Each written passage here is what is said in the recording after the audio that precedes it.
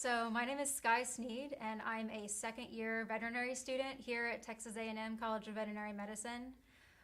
My specific interest is in avian and conservation medicine. I became really interested in the medicine side of things 4 years after graduating from my undergraduate degree at the University of Texas at Austin, where I did a biology degree focusing in ecology, evolution, and animal behavior. I mostly wanted to be a conservation biologist when I was younger and work with wildlife. After I graduated from college, I worked for a long time at a raptor rehabilitation facility and then for a while at the zoo down in San Antonio.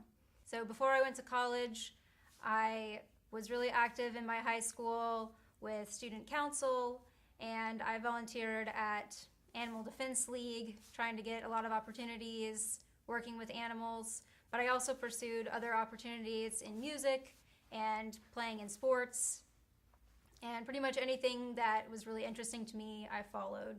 So I would definitely recommend continuing to do those things if that's something that y'all are interested in.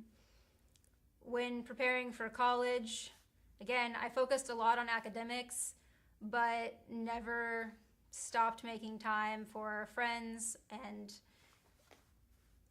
extracurricular activities. I spent a lot of time outdoors and hiking, and I still do a lot of that today. So because I knew that I wanted to work with animals in some context, I got a lot of experiences working with them in different settings. So I volunteered at Animal Defense League in a small animal world. I went and I did some research while I was at my undergraduate degree in UT, working with octopuses, and I did a research project there in animal behavior. I also spent some time working with wildlife, which I would highly recommend for anyone who wants to get some hands-on experience working with animals. That's a really good way to do it, is to find your local wildlife rehabilitation place. A lot of them really need help and really appreciate good volunteers. So that's a good thing to do. And then once I graduated, again, I went and I worked at the zoo. I had to start as a volunteer, a docent. From there, I got an internship in one of the mammal departments, and then I got a full-time job in the bird department. So, you kind of have to work your way up and be willing and really enthusiastic about doing whatever job it is that you are set out to do. And people really appreciate that. You never know what skills might really come in handy if you're going into the veterinary field. Communication and working with people is actually a huge asset when going into the veterinary field. If you will be working with a lot of animals, but being able to cooperate with coworkers and work as a team is a huge deal. You also have to kind of be a detective. We are all about solving puzzles and problems, and if that's the kind of thing that really excites you, like it excites me, then that's a great thing.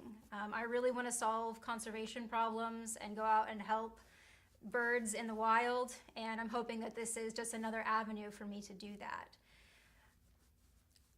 I also end up using skills that I had no idea would be useful at all. So, for example, when I was in college, I had a job as a naturalist where I would go out and lead kayaking tours and tell people about all of the birds and all the plants that we saw.